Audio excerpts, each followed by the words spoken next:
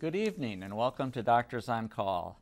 I'm Dr. Alan Johns from the Department of Family Medicine and Community Health at the University of Minnesota Medical School Duluth, and I'll be your host for our program tonight on skin problems. We will be glad to take your questions on conditions like acne, eczema, psoriasis, and any other skin problems you might want to discuss. The success of this program is very dependent on our viewers. Please call in your questions and we'll do our best to address them. The telephone numbers for your questions can be found at the bottom of your screen.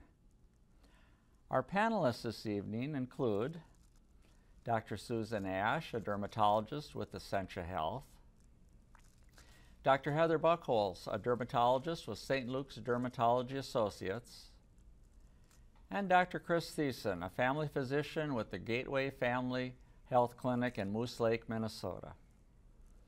Our medical students answering phones tonight are Ryan Clark of ESCO, Callie Hess from Pipestone, Minnesota, and Samuel Miller from New Ulm, Minnesota. And now on to tonight's program on skin problems. Well, Dr. Ash, we could probably just start out with a common question and condition is rosacea. People talk about that. What is rosacea? Oh, it's a pretty common skin condition I see a lot of in the clinic. And a lot of people come in asking, why is my face red? Why am I getting these little pimples? And it's a condition where the blood vessels tend to dilate in certain situations. Maybe a person's predisposed for flushing or blushing. They get redness of their cheeks, their nose, sometimes their chin. And that may be all it is, but sometimes that can progress and you can even get like papules and pustules and outbreaks, similar to acne, but it's not acne. So really, the basis of it is more like a vascular disorder where you're vasodilating a lot on your face. And there's certain triggers that can make that worse. Certain things like spicy foods or hot temperatures, sometimes stress, certain things like red wine, hot baths, sometimes those nice things tend to make it worse. So you always try to limit the things that trigger your face turning red. So we can't really cure it, but we try to control it as best we can. Other things we can use, like topical antibiotics. Metronidazole is a common topical antibiotic we can use. There's some others that can help cool it, calm the rosacea down. Sometimes we'll use oral antibiotics too. That may be hopefully just temporary. And there's even some things like lasers that we can do to actually zap those blood vessels, or light treatments called IPL. And those can be helpful too. Maybe not for everybody, but we try to control it as best we can. And someday there might be a cure for it, but right now we try to help people and deal with it as best we can. Well, thank you. That was great. Dr. Buchholz, winter, it's dry this time of year. Are there certain skin conditions that come into your office more commonly? For sure. We see many more patients coming in with eczema and other conditions that are exacerbated by the dry temperatures. Well, tell me about eczema. Eczema is a really common problem caused by kind of dry skin and the compromise of the skin barrier, and it can be aggravated by things like strong soaps or frequent showers and lack of use of lotion. And sometimes there's a genetic predisposition towards eczema, especially if a family has a history of asthma or seasonal allergies. So typically for management, we think about moisturizing the skin and avoiding the use of strong soaps. And sometimes if it's more severe, we'll use some topical steroid medications on the skin. So where do people get eczema? Everywhere or certain there's places? Some classic locations, and it varies with different ages. Usually for infants, oftentimes the cheeks of the face can be really involved. For toddlers and younger kids, inside the elbows or behind the knees are classic locations. And in adults, the hands are the most commonly affected location for hand dermatitis, especially in occupations with a lot of hand washing. Oh, sure. Yeah, exactly. Here's 3 cases. Very good. Dr. Thiessen, you're a family physician, and of course, although we have dermatologists here, I mean, primary care doctors see many conditions of skin problems. So one common one would be shingles, right? You see shingles. Yeah, we see shingles. Well, what's that like? People who have had chicken pox. A lot of them don't realize that it's the chickenpox virus coming back in one of their nerves. It'll come down perhaps part of the arm or part of the side of the body, perhaps even on the face or in the eye. And it'll cause a breakout that's painful and red, bumpy rash. The pain may come before the rash, and sometimes that makes it tougher to figure out until the rash comes out. And if we catch it early, you can have an antibiotic that helps to control that. And that can be important because sometimes people will have pain that lasts even beyond the infection itself. Thank you. Dr. Ash, a caller from Duluth would like to know, what can you do to get rid of actinic keratoses? Oh, I see a lot of actinic keratoses. What actinic keratoses are actually precancerous growths, usually from too much sun exposure. So you see them areas on the face, the nose, usually someone maybe a little bit older, but not necessarily. And we try to get rid of them because they're precancerous, meaning they could turn into a squamous cell carcinoma, which could be a bigger deal if there's invasive and you have to have surgery, you have to cut it out. And the squamous cell carcinomas sometimes rarely could spread the lymph nodes. So it's a good idea to try to get rid of actinic keratoses. There's a few ways we can do that. One of the most common ways is to use liquid nitrogen. We pour this liquid nitrogen, it's nitrogen gas that's super cooled to minus 321 degrees Celsius or Fahrenheit, and we dab it on the skin areas, and it kind of burns the skin. It's a little painful, not too bad. And then those areas will scab up, and then they peel off in about 7 to 10 days. It can sometimes leave a little bit of a white spot.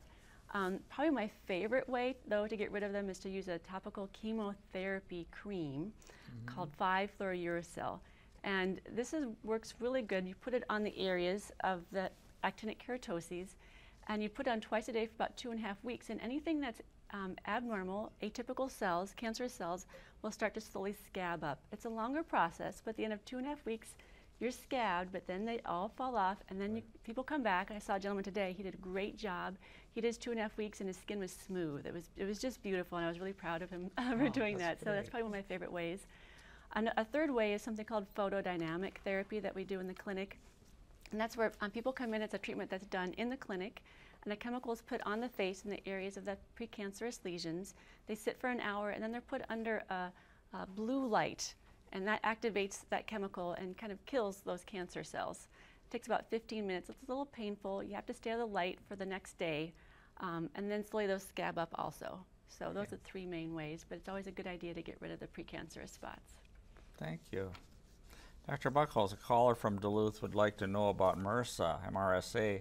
Does that cause a rash, and how do you treat that? Sure. So methicillin-resistant Staph aureus is a variant of staph that has some resistance to a more commonly used antibiotic.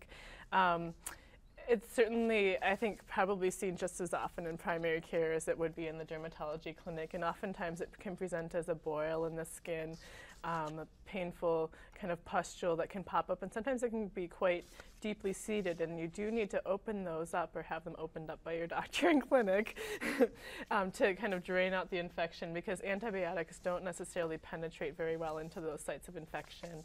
Another consideration is some people just do carry the MRSA bacteria oftentimes inside the nostrils, especially people who are working in a healthcare setting or another setting where people are living in close proximity. So sometimes if people are having recurrent skin infections, we need to think about what we can do to decrease the carrier rate for MRSA. Thank you. Dr. Thiessen, we're talking about shingles. A caller from Proctor would like to know, what do you do about pain after after a person has shingles? It can be painful, and the pain can last for a while. One of the biggest things we do is use a medication that was developed for seizures called gabapentin, and for a lot of people that can calm down the nerve signals for pain there. There are some other options that can do that. Sometimes people will even use creams like a burning cream or a cooling cream to help. But it can be a very difficult thing, and we certainly try and help people. And here's a follow-up question from Grand Rapids. I'll ask you this also. Can shingles come back, or do you build up immunity to them? Well, the virus is already in your system. It's already in my system. I think probably you've gotten chicken pox as children. And so it's when your immune system fails to keep it under control that it tends to pop out. So people will often get it when they've been ill for some other reason or have some immune suppression for some other reason. And so it certainly can come back. There is a vaccine where they give you some of that live chickenpox virus, and most people can get that vaccine to help keep their immune system in shape to prevent the shingles. And does the vaccine cause shingles? Another No. caller asked that. No, the vaccine doesn't cause shingles, and neither does exposure to chickenpox. In fact, it may be that exposure to chickenpox helps keep your immune system in shape to prevent shingles. Thank you. Dr. Ash, actually, as a caller here, would like me to ask you, what are sympathy blisters?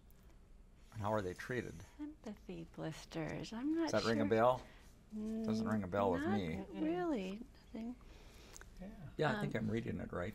Oh, well. Sympathy. Sometimes with friction, I Mm-hmm. don't know, you can get a blister maybe on a heel or a shoe that's not worn properly.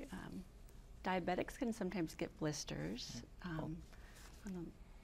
Well, thank you. I don't know if I can, any ideas? Ring a No, bell sorry. with it? Familiar with that Sorry. term. Okay, Dr. Buchholz, a caller from Duluth, his head, ear, and ears itch constantly. He's tried many different shampoos. Are there any other options? Usually you'll want to do kind of an exam and see if there's some redness or scaling present too. And if there is some redness or scaling present, sometimes an anti-inflammatory shampoo like a Nizoral or ketoconazole shampoo is something that's a 1% over-the-counter strength or stronger as a prescription too, or things like T-Gel or even T-Sal, the over-the-counter shampoos can help with the itching. And if it's still really, really itchy or scaly, some prescription steroid solutions or creams for the ears could be helpful. So just as a general question, I'll come up with my own here. Okay. The over-the-counter preparations, I mean, there's many Yeah. of them. So Yeah. some are effective depending on Yeah, the right. definitely. Pyrethicone zinc is an ingredient I really like, and that you can buy in Head and Shoulders, or you could buy it in the store brand or generic Walgreens brand. So pyrethicone zinc, you can think PZ for that, or selenium sulfide, like the Selsun Blue. And it's interesting too because that is now a whole line of shampoo, and so they have different. It's not actually always the active ingredient. It's not necessarily selenium sulfide. They have pyrethicone zinc in some of their shampoos too. So just read some of the fine print, but certainly they can be helpful. Interesting. Dr. Thiessen, we have a caller from Duluth would like to know what causes cellulitis and how do you treat it? Well, cellulitis is an infection in the skin, not just right on top of the skin, but down into it by bacteria. And you can prevent it by keeping the skin healthy, probably not as dry and cracked as mine can get in the winter. And once you have it, you will probably want to see a doctor or a healthcare provider to get an antibiotic prescription. Thank you. Dr. Ash, another common question is about fungus underneath the toenails. What causes it? And well, it's fungus, but what do you do with that? Oh, that's a tough one. That's actually very common, and a lot of times we don't do anything. The fungus is right under the nail, so it's hard to get something on top of it or underneath to get at that fungus. And a lot of times it's living kind of further back towards the base of the nail. You can try topical antifungal preparations. Solution might be helpful to soak it or rub it in there. You'd have to do it for quite a long time and clip the nail back quite a bit. It might take months of treatment. That's probably one of the safest ways of trying to get rid of the fungus. There's also oral antifungal pills you can take. There's one called terbinafine that you can take for the toenails. It's like 3 months of therapy. And I usually do check labs because it's metabolized through the liver. We'll make sure there's no liver problems before, during, and after. But it doesn't always work. So even though you've taken medicine, sometimes you get better, but it can come right back. So sometimes people don't want to take that option. I don't always recommend having the toenails removed because then the fungus can come right back. I know people have tried Vicks and all sorts of home remedies, and they're certainly welcome to try that. But Does it work? I don't know. Maybe the people who it works don't come see me. So True, yeah, that's true. There's some new laser treatments, some light treatments out there too. So supposedly they work. We'll have to see. Yeah, I think it's worth trying that too, I guess. Great. Dr. Buchholz, a lady calling from Duluth has yeast infection on the skin. She's had it for several months. She's tried creams and powders. It hasn't gone away. What's the next step? Sure. So yeast likes to live in places that are a little bit damp or moist, and oftentimes, like this summer, I saw a lot of problems with yeast infections in clinic because we had a pretty toasty summer for Duluth. And so classic locations would be like under the arms or in the groin area or under the breasts for women. And if topical creams, you know, a prescription strength cream, if that's still not working, sometimes I'll do a short course of oral anti-yeast medication. But typically it can be a condition that tries to come back, kind of like athlete's foot, or, you know, so sometimes it's nice to use a cream for prevention too, and just doing your best you can to modify the environment to try to switch out of your clothing if it's sweaty or damp, just trying to stay cool and dry. There's also a fairly similar rash called erythrasma, which if people are treating for yeast and it's just not getting better, you may try shining an ultraviolet light on there and seeing if it's actually caused by a bacteria. Right. If your treatment's not working, you've got to question your diagnosis. Always. Sure. Well, here's a caller from Cloquet. Dr. Thiessen, what are ways that we could remove warts? Well, you must have removed a few warts in your definitely. career. Warts grow at the bottom layer of skin, and they pile up a bunch of extra skin on top, and often that'll look sort of cauliflower-like. When it's on a place that gets pressure, like the soles of your feet, we call it a plantar wart because it's on the plantar part of your feet, and that pressure tends to push the skin deeper in to make it more difficult to take away. So when we have all that dead skin on top of a wart, we usually want to try and remove it.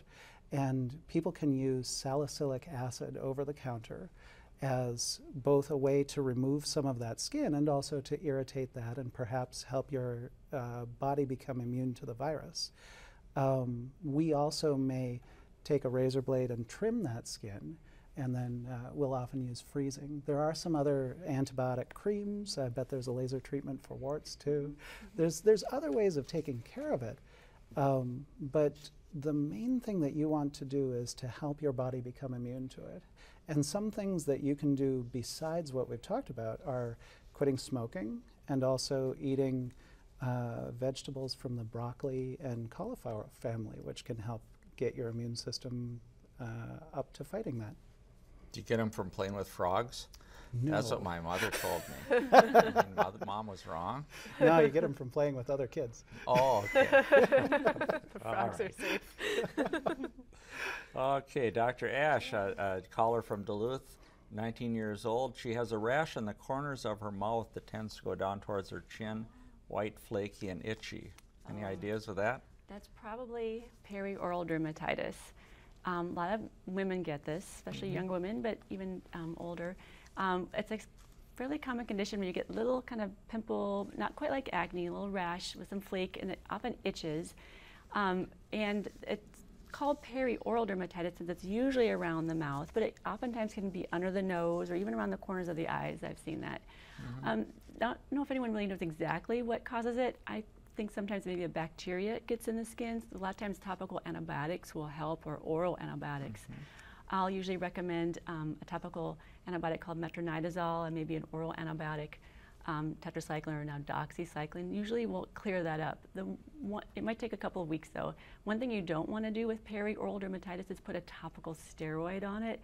Initially, it'll make it better. So if you're putting hydrocortisone on it, it'll make it better, but then it'll come right back and it'll be worse.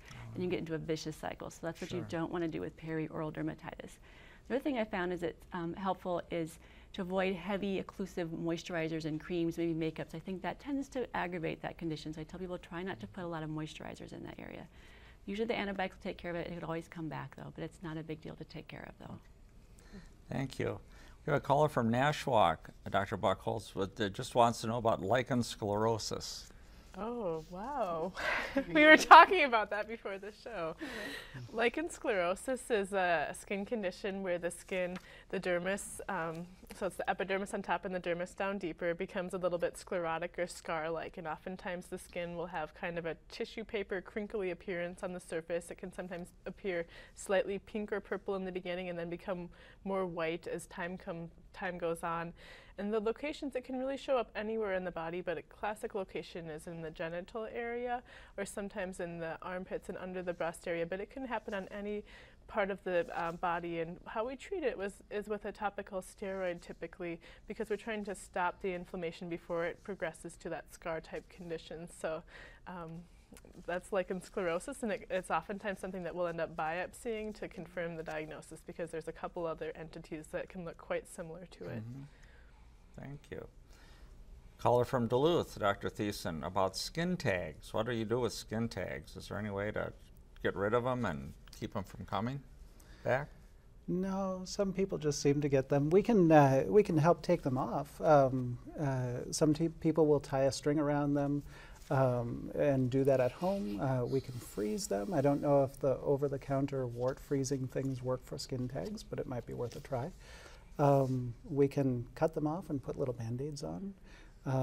But oftentimes those areas like folds in the neck or the armpit or groin are places that just want to form skin tags for some people, and you'll probably get some back. Great, thank you. Dr. Ash, caller from Duluth. I have this problem too, so I'll ask for that. Cuts on the fingers associated with dryness. They're painful, they're really sore. Yeah, it's really common this time of year. Yeah. That's a tough one. I think a lot of it is related to hand washing and maybe dealing with paper or friction. The skin gets really dried out to get these cuts. So what I recommend for people is try to minimize as much of soap exposure as you can, especially when you're washing dishes. So I like to have people put their hands, if they're washing dishes, in the Playtex, kind of thick rubber gloves. Being careful of using a lot of hand sanitizers, I think, kind of dries us out. And every time you wash your hands, try to put on thick moisturizer. I like ointments, especially. Some of the thicker, almost Vaseline type texture ointments seem to be helpful, but that's many, many times a day initially, and it'll get better over time. It'll get better. If you have the deep cuts that might get infected, you might want to put a topical antibiotic on there.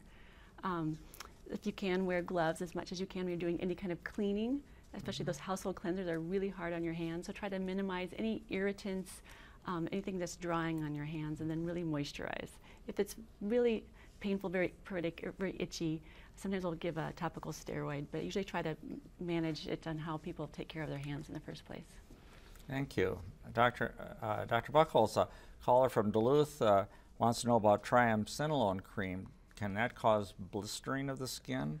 Triamcinolone cream, well, the most classic side effect of steroid cream when used kind of chronically on the skin is that it can make the skin more fragile and cause what we call atrophy. So sometimes the blood vessels become a little bit more visible, and I guess potentially you could thin it to the point where it was more prone to blisters, but blisters in and of itself wouldn't be a real typical side effect from that.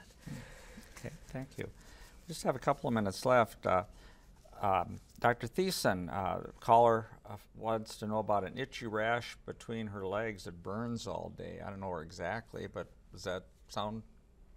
Well, one of the things we've talked about already a little bit is yeast. And sure. Yeast likes to live in the skin folds and in moist areas, so that's a possibility. Very good. Let's see. We've had a lot of questions here. Dr.